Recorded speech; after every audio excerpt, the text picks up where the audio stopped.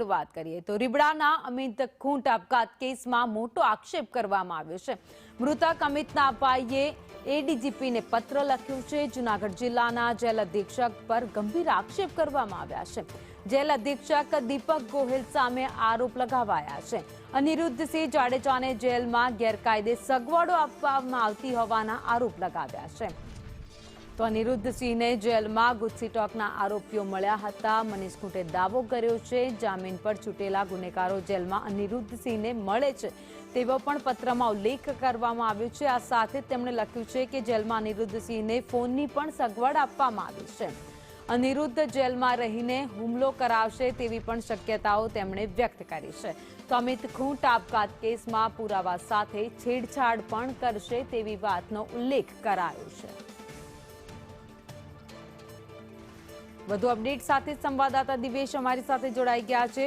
દિવેશ, આરોપ લગાવાયા છે જેલ અધિકારી પર કે અનિરુદ્ધને જેલમાં કેટલીક ગેરકાયદે સગવડો આપવામાં આવી રહી છે। ચોક્કસ ભાવિની વાત કરવામાં આવે તો જે પાટીદાર યુવાન અમિત આપઘાતનો જે મામલો હતો તેમાં જે અનિરુદ્ધસિંહ જાડેજા છે કે તેઓ અત્યારે જૂનાગઢ જેલમાં છે ત્યાં તેમને ગેરકાયદેસર રીતે સગવડો જે છે તે પૂરી પાડવામાં આવે છે અને આ જે આરોપ છે તે અમિત ખૂંટના જે ભાઈ છે મનીષ ખૂંટ તેના દ્વારા લગાવવામાં આવ્યા છે।